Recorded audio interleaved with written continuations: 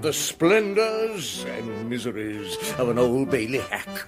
Some cases of Horace Rumpole, barrister at law, as told to and written down by John Mortimer, with Maurice Denham as Rumpole and Margot Boyd as Hilda. Rumpole and the Confession of Guilt.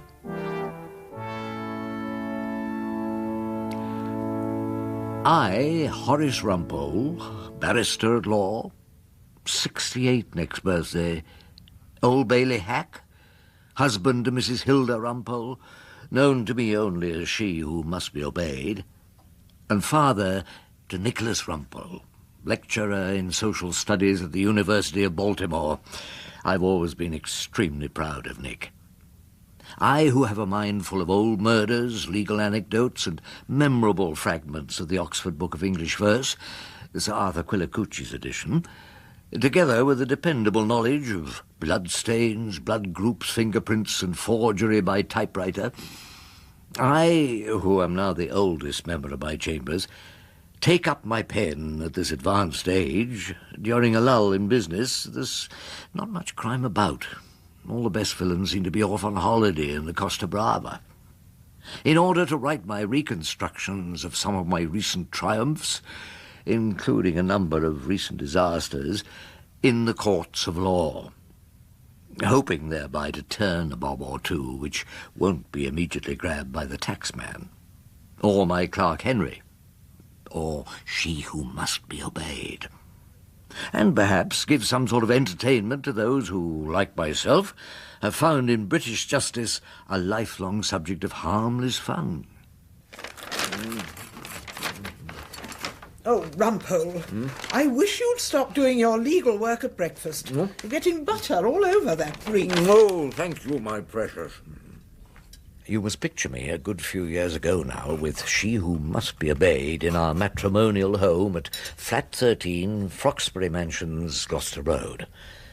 A mansion flat is a misleading description of that cavernous and underheated area which Hilda devotes so much of her energy to keeping shipshape, not to say Bristol fashion. We were having breakfast, and between bites of toast I was reading my brief for the day.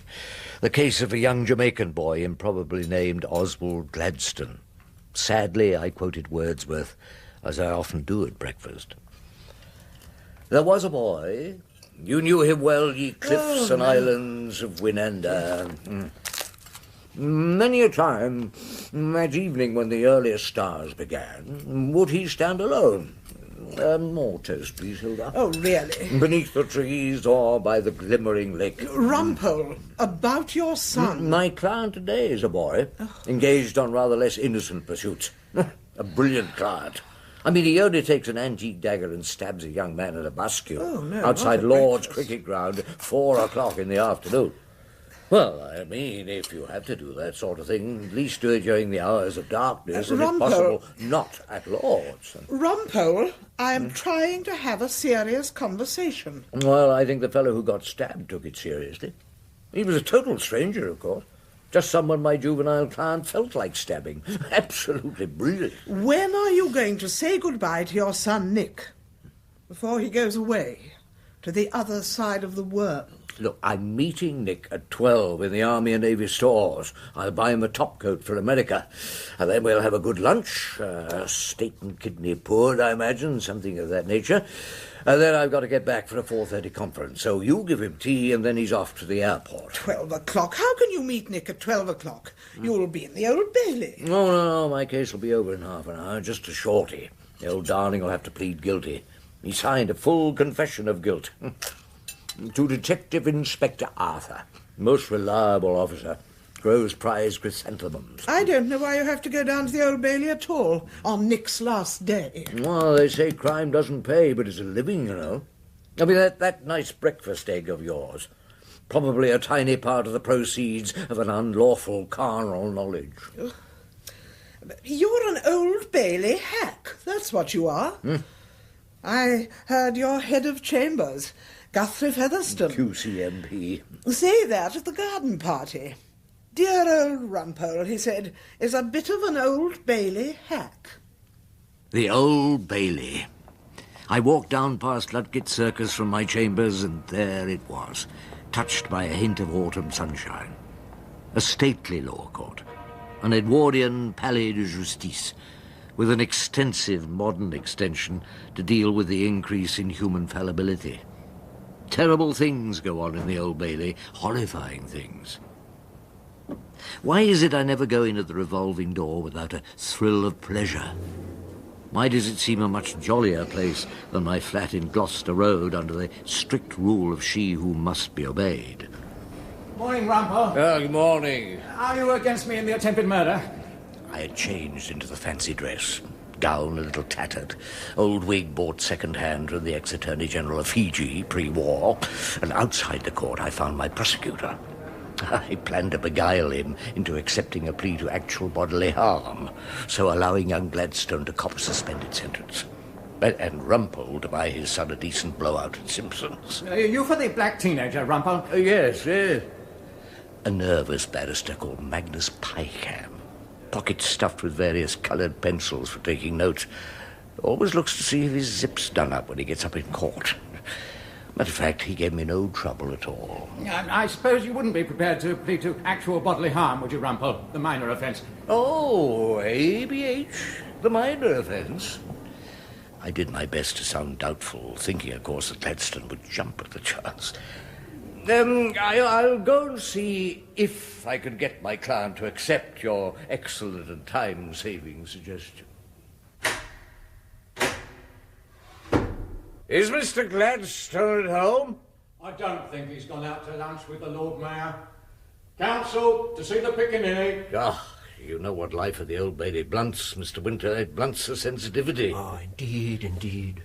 Mr. Winter, instructing solicitor, small, Welsh and passionate, dedicated to the belief that all Jamaican immigrants must be telling the truth and all policemen are creative liars. This is Mr. Rumpole, Oswald. He'll be defending you.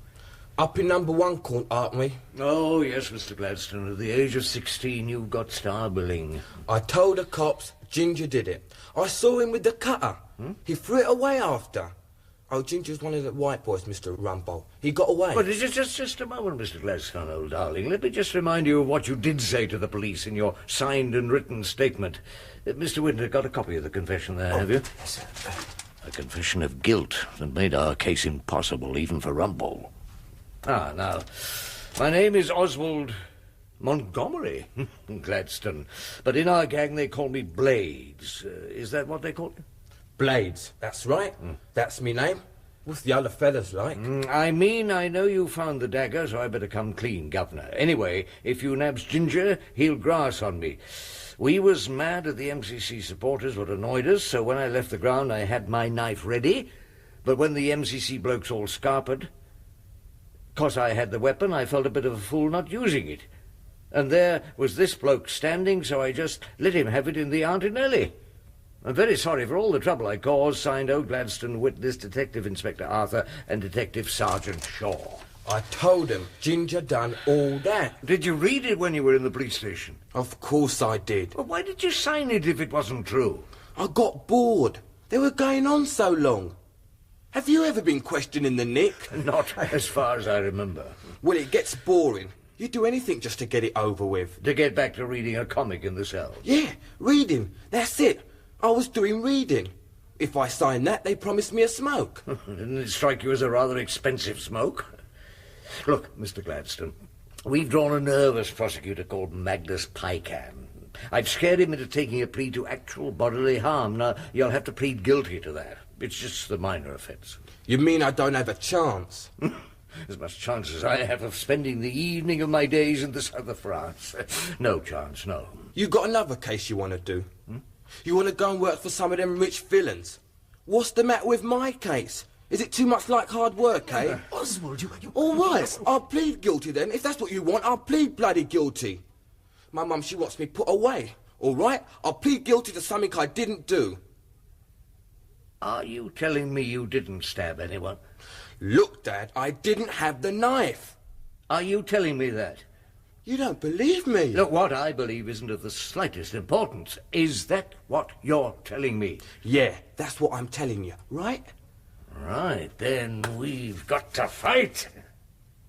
Mr. Rumpole, do you want to ask Inspector Arthur any questions? I remembered what I knew of Mr. Justice Everglades, known to his few friends as Florrie. His grandfather was Lord Chancellor, he was educated at Winchester New College, and he always cracked the Times crossword in the opening of an egg. I wondered what he would make of Oswald Gladstone. Mr. Rumpole. Oh, just a few, my lord. Mr. Arthur, you would agree the only real evidence against my client is this statement he is alleged to have signed at the police station? Isn't that evidence real enough for you, Mr. Rumpole? We shall see, shan't we, my lord? Have you the alleged statement there, Detective Inspector? Yes, I have. Did you read that document through to Mr. Gladstone, my client, before he signed it? As I remember, he read it himself. You're sure of that? Yes, quite sure. As a matter of fact, he read it aloud to me. He read it all through out loud? Yes, he did, my lord. And you didn't read it back to him? No, I don't believe so. You swear you did not? I swear I didn't read it to him. Mr. Gladstone read it to himself. And this is a statement alleged to have been made by a teenager in the year 1974. It was made by your client. Every word his. Every word. Oh, dear me, Inspector, don't you think you ought to brush up your Jamaican? I don't know what you mean, sir. Neither do I, Mr. Rumpole. Just that you've composed this piece of sparkling prose in the dead language of dear old Edgar Wallace. Mr. Rumpole, are you suggesting that your client's statement was composed by this officer? I am simply suggesting, my lord, that the whole shooting match comes out of the old police book of verbals. No self-respecting young criminal talks like that nowadays, does he? It was then that my son Nick walked into court, as he'd done in his school days to listen to my old murders. Although this was only an attempt, I was determined to put on a good show for Nick. I phoned your chambers when you didn't turn up. Oh, I'm sorry we got involved in the trial. My lad wouldn't put his hands up. Now, come and sit behind me, Nick. The mover will win. Of course, Sergeant. Mr. Rumpole, if we could have a few moments of your attention. Oh, my lord, by all means. You were suggesting to the detective inspector that this statement was not couched in the language of a self-respecting young criminal. Of course it isn't. It's the language of a middle-aged detective inspector. Mr. Rumpole, the jury may not be as expert as you are on the way self-respecting criminals talk. Well, then let me demonstrate, my lord. Let's read it together, Detective Inspector. Oh, very well, sir. I know you found the dagger, so I better come clean, Governor. You left something out, didn't you? What about it's a fair cop, and you got me banged to rights? Mr. Rumpole, is this cross-examination meant to be taken seriously? Well, only if this bit of paper is meant to be taken seriously, my lord. If you'll nab Ginger, he'll grass on me. Do you know, Inspector, had Mr. Gladstone been going to evening classes in old-time Cockney, had he written a thesis on the argot of the Artful Dodger? Not that I know of. Mr. Rumpole. Or did these quaint phrases drift up from your memories of happier times when all confession statements taken by the police started, "It's a fair cop," just as a formality? Mr. Rumpole, I sincerely hope there'll be some evidence to support this attack on the officer's integrity. At the moment, my lord, I'm simply attacking his prose style. You're suggesting this officer is lying? Oh, my lord, certainly. No doubt the same suggestion will be made to my client. Mr. Rumpole, you have some experience in these courts. Aye, a little, my lord, just a little. Over a long period of years?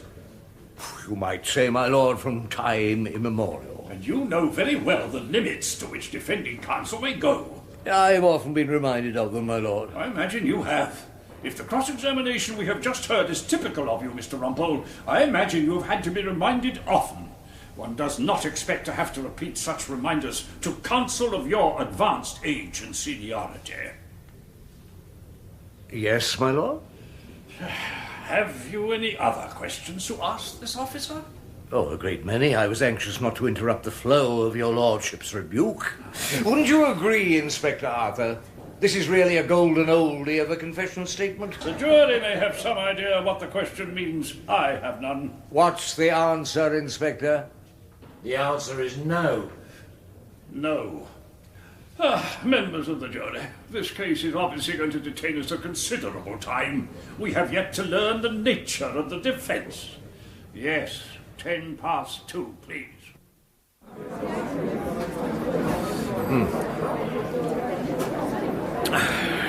Nick, dear old boy, I'm sorry it's all such a rush. I'd meant to buy you steak and kidney pudding, Simpsons, not a cheese sandwich in the pub opposite the Bailey. Oh, that's all right, Dad. My lunatic client refused to plead guilty, upset all our plans. Oh, this isn't any good even as a cheese sandwich. What time's the playing, Nick? Oh, 8 o'clock. It's one of those charter things. And you're having tea with your mother? She wants me to. Well, then don't try and cut it, eh? Watch out for she who must be obeyed. I want to see her anyway. You, got plenty of money, haven't you?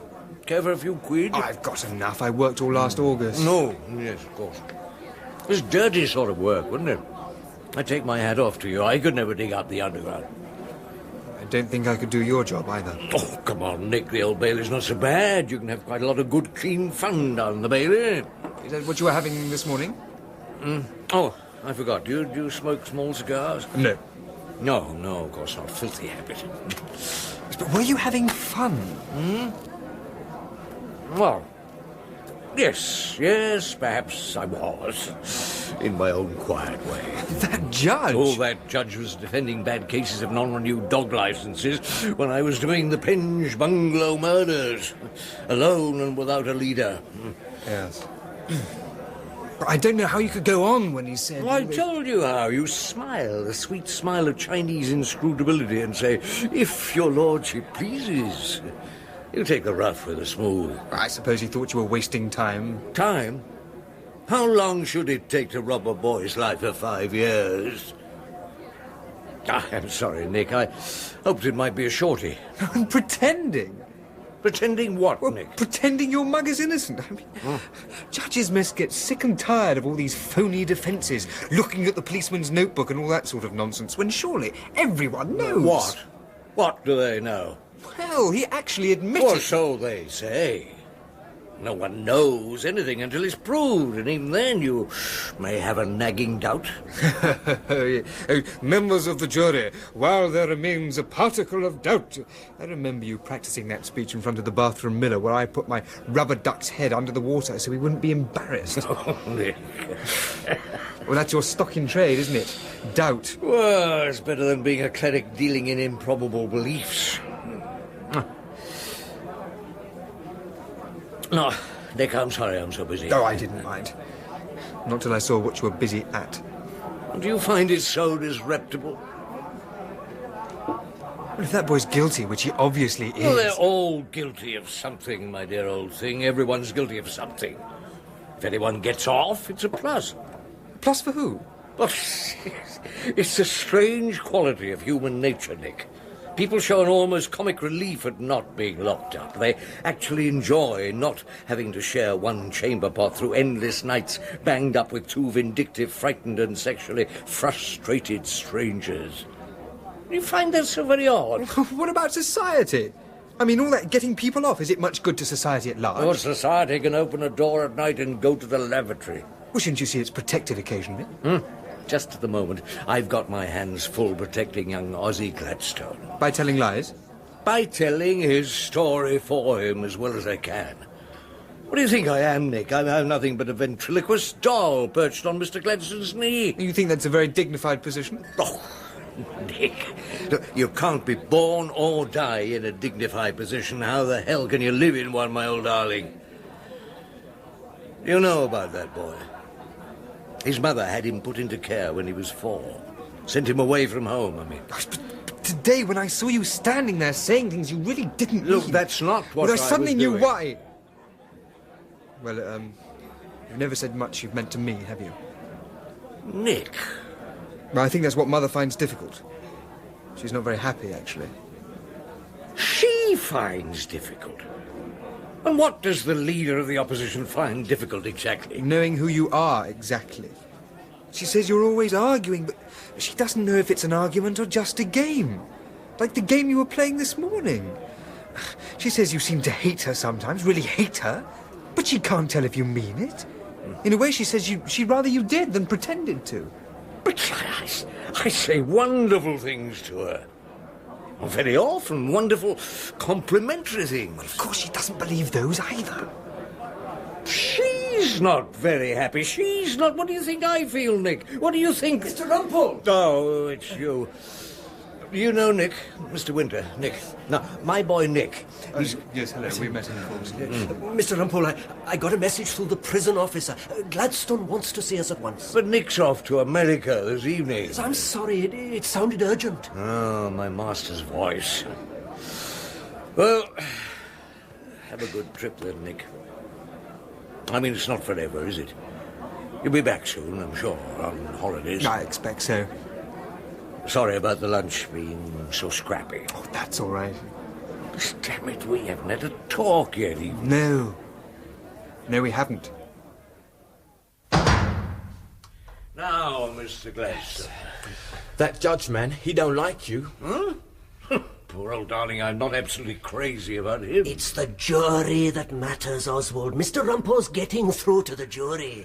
From what I've seen, that judge is really getting angry with you, man. Where's part of the wear and tear? So now I've seen that, I've decided to plead guilty. Huh? But Mr. Rumpole explained. If you tell us you didn't do it... I tell you now, I don't want this thing but going if you on. didn't... Look, I made that statement, didn't I? That judge is getting really angry. But that's what I told you. It's the jury. Oh, it's gone all against us now. If you ask me, and I know, I've seen them all at work, and Mr. Rumpole's cross-examination was brilliant. I mean, he had D.I. Arthur right on the ropes. Oh, I'm sorry, man. I know you've tried real hard. Thank you. Just wasn't working for you, was it? So I'm pleading guilty. Well, if you're quite sure, we'd better take written instructions to plead guilty. Cheer up the old judge anyway. Well, I think you're doing the wrong thing, Oswald. I think it's a tragedy. I mean, give Mr. Rumpole another half hour with that inspector and it'll come out what he is. A nigger hater. He didn't call me no nigger. He never called me that. Well, if you think you know what you're doing... What you got there, Mr. Rumpole? No written instructions for you to sign. You can sign that, can't you? Yes. Yes, I can write my name. Oh, read it. Read it through first. Just read it through. Before you sign it. Okay, I read it. Are you sure? Okay. Why don't you read it out loud? Come on, old dear, just so we're sure you got it perfectly clear. Out loud, like you did down at the Nick. You can't read, can you, Oswald? Why didn't you tell us? So what do you want me to do? I think I want you to fight. Be upstanding in court. Yes, Mr. Rumpole. Detective Inspector Arthur, you remember saying before we adjourned for luncheon, you didn't read out his alleged statement to my client. Yes, sir. But the reverse was the case, and he read his statement out to you. That's perfectly true. Would it interest you to know, Inspector, that Oswald Gladstone can neither read nor write? But, Mr. Oh, he can scrawl his signature, just. But the whole realm of poetry is a closed book to him. Wordsworth is silent, Dickens and Thackeray might not have existed. He can't even look up and tell what street he's in, or follow the simplest directions for assembling a model aeroplane. Well, he either can read or he can't. Which is it? He can't. Can he, Inspector? Perhaps not, but, I must have read it to him. Do you accept, Inspector, that this young man could not read? If counsel says so, I must accept that, my lord. So it follows from that you never put his reading to the test? It must do. And your evidence this morning was quite misleading? Yes, but... No buts, Inspector. It was either true or false. Which? It was incorrect. I looked round in triumph. But Nick had gone. No, he had a plane to catch, a new life to go to. And I was just up to my old tricks, springing a boy from the cells under the Old Bailey. Verdict, not guilty. Poor Detective Inspector. He probably went home and kicked the chrysanthemums. So you saw Nick there? Of course, Oswald Gladstone might well have been guilty. No doubt Inspector Arthur thought so. He just couldn't resist over-egging the pudding. So you saw your son? Yes, I saw him. Well, we had a scrap lunch, but very pleasant indeed. He said you had a sandwich in the pub. Well, another drop of Chateau Fleet Street, Hilda. No, thank you. You know how it is in the Bailey. It's difficult to make plans. Nick said he talked to you about your work. Mm-hmm. Seemed to think it was a little off-colour somehow. Did he? Did he give you that impression? I must say I wasn't having that from Nick. Your father, I told him, is a member of an honourable profession. Besides which, think of all he's done for you. Wagoners, Oxford, and a lot of help going to America. All paid for from the proceeds of crime. I certainly did not say that. I said, Nicholas, you should respect your father. That's what I said. Thank you. Well, so you should. Nick thinks we ask all the wrong questions, just so we can get the wrong answers. That's what he thinks. He really upset me talking like that. He's perfectly right, of course. Oh, Rumpole. I mean, why? That's what we ought to be asking about Mr. Oswald Gladstone. Oh, why did that happen outside Lord's cricket ground for no reason whatsoever? I mean, God knows I believe in freedom, but jolly Jean-Jacques Rousseau.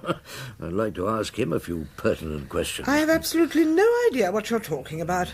So far as I'm concerned, you belong to an honourable profession, and you do it very well. I heard that at the garden party. Rumpole, Guthrie Featherstone QC said, is as stubborn as a mule in cross-examination. Perhaps I will have a drop. Only a drop. You know what else Nick said? As far as I can understand, Nick talked a lot of nonsense. He said you didn't know exactly who I am. Well, you do know that, don't you? Well, of course I do. You're Rumpole, aren't you? Yes, Horace Rumpole. What was Nick talking about? Everyone knows me down the Bailey, an amiable eccentric who drops ash down his waistcoat and tells the time of the gold hunter, calls them all old sweetheart. Also, I recite Wordsworth. Oh, that's who I am. Isn't it?